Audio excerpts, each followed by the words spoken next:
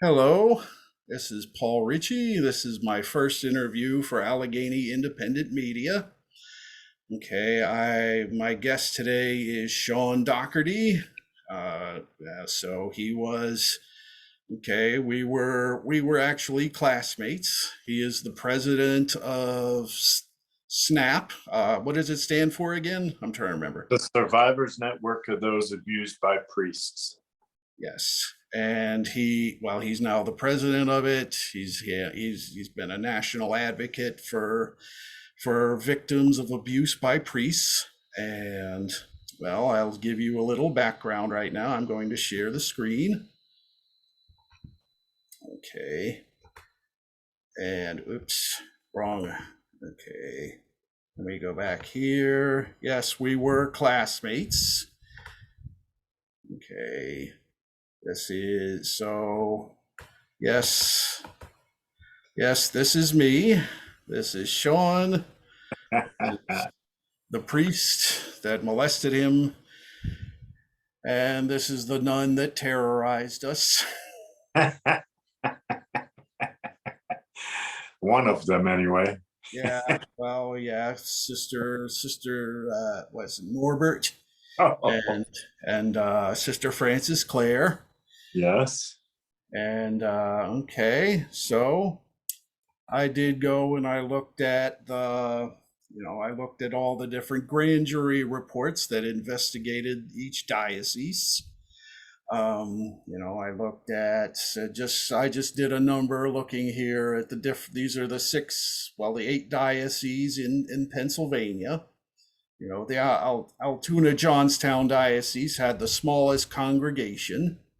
It was investigated by a grand jury in 2016. And, yes, they found they found about 50, adjusting for the size of the congregation. We had Altoona Johnstown diocese had by far the largest in Pennsylvania. I mean, I guess Philadelphia had the smallest. That's just because maybe they had a larger congregation, and that was back in 2003.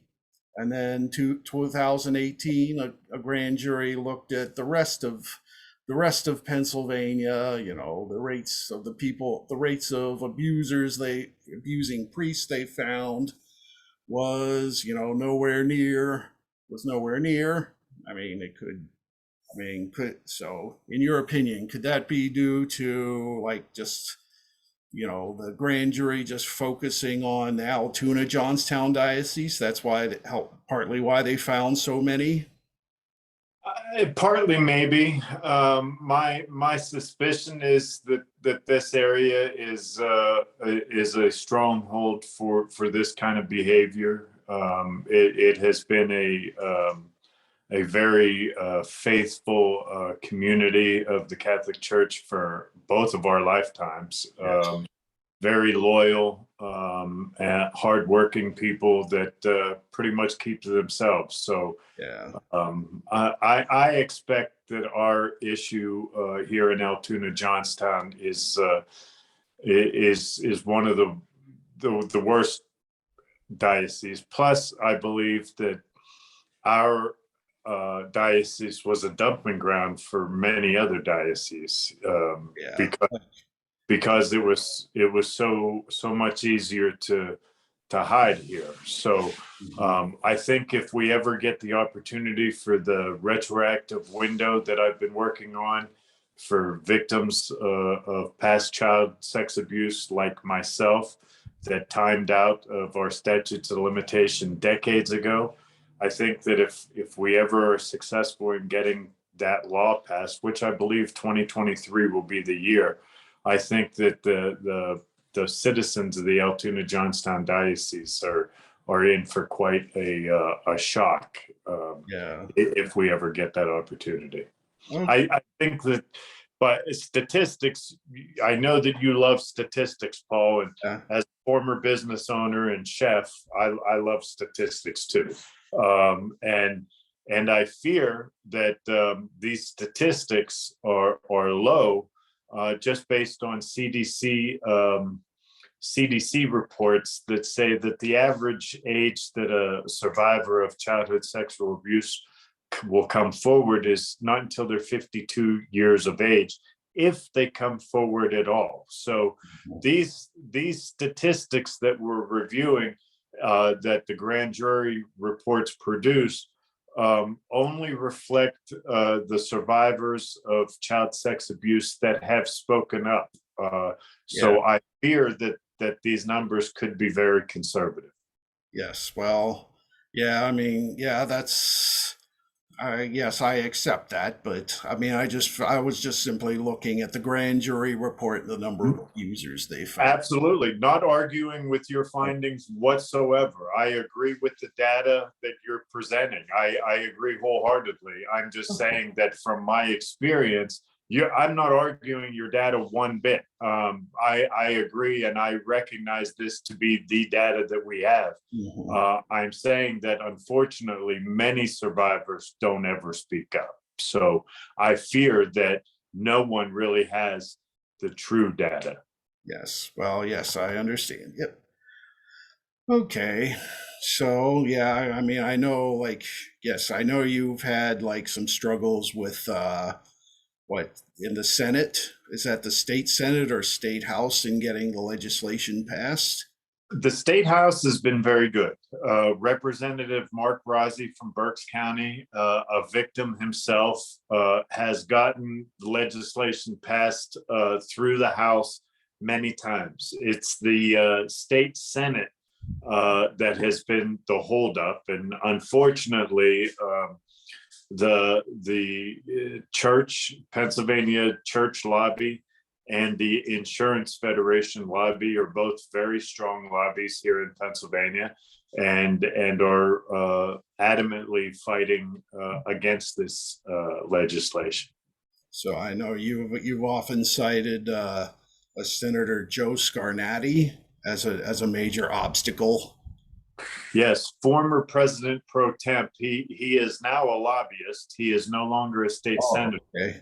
but he really held it up for the longest time. He would only allow us to run a constitutional amendment, which we were going through the process, but unfortunately, because of an error within the filing process in the Secretary of State's office here in Pennsylvania, that got derailed, and we had to start the whole process over again, which is a 2-year process. So Joe Scarnati really did a number on Pennsylvania victims. Okay, well, I'm sure he's earning at least double what he made as a state senator working as a lobbyist. So quite possibly triple. Yep. So okay, yeah. I mean, looking through the grand jury report, I mean, I noticed that the priests I knew in the let's say the Altoona Johnstown were a lot of, say, the popular priests. You know, is that generally your experience, that it's the popular priests are the ones that commit the abuse, or the dour priests? That's a pretty good observation, Paul. One that hasn't been pointed out to me yet, but I think there could be some truth to that, because it seems so in the pecking order within the Catholic Church. There's a pecking order, and if you are within that pecking order, you will advance. If you aren't within that pecking order, you won't advance. So boy, that's a real interesting observation, one that I'm going to ponder for some time and actually dig deeper into. But I know that there is a pecking order within the church, and if you play the game, your chances of advancement are better, in my opinion, than if you don't play the game. And you're more likely to be protected. Definitely more likely to be protected. So okay, so that, that was just one of the observations that I saw. And I know, like, Father Kaharchik, he was very popular. He was very popular, and he still is to some extent today very popular. See, okay. Even though he's been stripped of his priestly duties, Yeah. and yeah, okay. And so I know like some of the struggles. So could you talk like some of the struggles you see in the survivor community? Like, Sure. Many of the struggles that I see in the survivor community are some of the very same that I faced myself. When this happens at such a young age, I was 10 when this abuse began. And you think about when you become an adult, you reflect on things that happened to you as a child, and you wonder, why me? Why was I chosen? Did he see a weakness in me? Did he see something? And you struggle to talk to anybody about it, but yet it controls your mind, and you can't seem to shut it off. So you find ways to shut it off, and usually those are destructive ways. Self-medicate with drugs and alcohol, both of which I have. Many abuse victims of clergy members struggle with faith, which I have. Ever since I walked away from the church when I was 15 years old, when we went to Bishop McCourt, I thought, boy, this is just rampant through everything. Although I wasn't abused at McCourt, I could tell that it was going on, and I just it drove me away from the faith. And as an adult, that really has an effect on you mentally.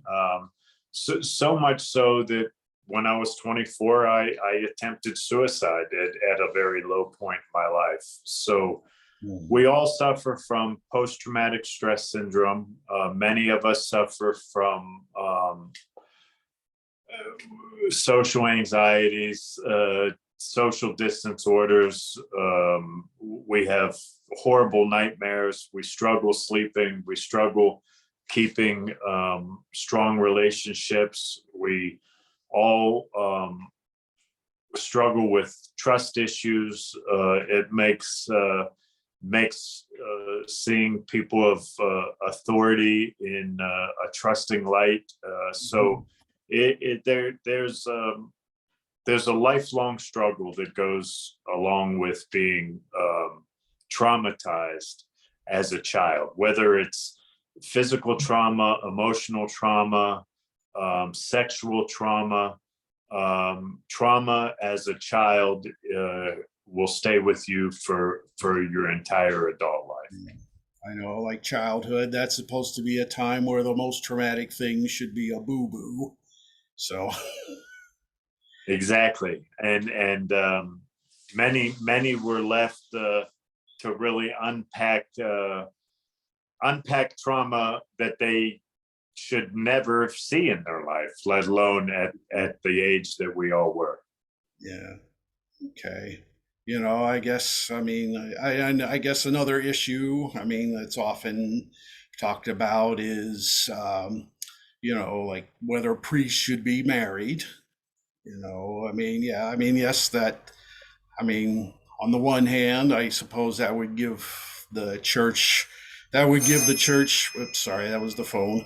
That would give the church, the church a larger pool of priests to choose from. But for me, you could argue, say like Jerry Sandusky was married, and Dr. Johnny Bartow here in Johnstown, he was married. Would it help? I don't think it would hurt, but I don't think it's the answer to cure things, because you're right. People that are married, that have children, abuse children. Mm-hmm. Yeah, oftentimes because they themselves were abused. Many times, yeah. It turns to the vast majority of childhood sexual abuse. I know that we're speaking a lot about clergy, but the vast majority of sexual abuse to children happens within the home by a relative, and then it goes out to teachers, police officers, coaches, clergy members, community leaders and things, doctors, but the vast majority of abuse happens at home. Yeah, okay. Yeah, I mean, my mother was a therapist. She actually was a former nun, and so yes, she Oh, saw. I forgot about that about your mom. Yeah, she was. Yeah, Thought she saw. She was very disillusioned by what she saw, I as imagine as mine was. and yeah, my. So, I mean, I guess one other thing I wanted to ask about, like, would be things like QAnon. Mm. You know, like, does that, like, so it's like, oftentimes that's like, for those of you not sure, that's a conspiracy theory that says that, say that the government's run by global elites, or satanic pedophiles and cannibalistic, and somehow includes Tom Hanks, Oprah Winfrey, and all those elites. And like, it does seem to me that all these fantasy conspiracy theories, they often distract people's attention away from real pedophiles. That's exactly my opinion. It really is a distraction against the true epidemic that is childhood sexual assault. The CDC says 1 in 4 girls and 1 in 6 boys will be sexually assaulted before they're 18 years old.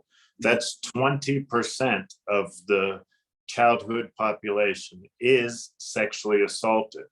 But to chase everybody down a conspiracy rabbit hole, as in like Pizzagate, for an example, when you referenced earlier in this interview, Paul, strong grand jury reports done by a state attorney general's office, investigated with the help of the Federal Bureau of Investigations, hard data, numbers pulled direct from the church's own paperwork, and yet these same conspiracy theorists don't want to have anything to do with what we're trying to do in Pennsylvania. So is there conspiracy theory about cleaning up pedophilia, or is it just their way of making money off of a horrible epidemic that is going on in our country? I feel it's the latter. I feel that they are raising money on something that gets everybody's attention, and very few in those conspiracy groups, conspiracy theorist groups, are actually doing anything to prevent childhood sexual assault. So I'm in the same boat you are, that I believe that they're doing a true disservice to victims and future victims. Okay. And I noticed, like, do you have any thoughts on this current governor and Senate race in Pennsylvania? Well, I'm really interested as a president of a nonprofit. It's hard for me to dip in politically now because of our 50C3 status. Even though I am a former Democratic candidate for state office, I can't say who I'm leaning towards or whatever, but I can say that so far in my experience, and I have been to the state capitol hundreds and hundreds of times, I get FaceTime with every player, every single major player that is on the ticket this year in Pennsylvania on both sides of the aisle. I have met with for hours and hours and hours. They know my name when they see me. Yeah. And I can tell you that in my experience, the Democrats want to do something here in Pennsylvania to prevent this from happening to other children. And the Republicans are more interested in carrying water for the lobbyists that are preventing the legislation. Okay, of course. Simple as I can say it. And of course, Josh Shapiro is the one who ran the grand jury, some of the grand jury investigations into the. And if you And if you know, Josh has said many times that he does his job without fear or favor. And in my experience, he's held his word to that. So what else can he ask for? I've met with both governor candidates. I know both men. I just think that the Democrats want to do something about this and the Republicans don't. Yeah. Okay. Yeah. Of course. So it should be, well, it should be an interesting race. I guess the U.S. Senate race probably has less of an impact, is probably less important for this issue. Would you say? Well, for this issue, this election cycle, I have, like I said, regardless of whether Fetterman wins or Oz wins, one will be a senator in Pennsylvania, and I am a national advocate for this. So, and I have already told both men that whoever wins, know that I'm coming calling in Washington, because both men, even Oz, when Oz had his TV show running, he interviewed a number of Pennsylvania victims. Yeah. So far on the campaign trail, I haven't heard either men talk about it, but both have assured me that whoever wins that race is going to get a visit by me in their office in the city, because this should be a national. This should be. I mean, Paul, Yeah. President Biden is the first Catholic president of both of our lifetimes. Mm-hmm.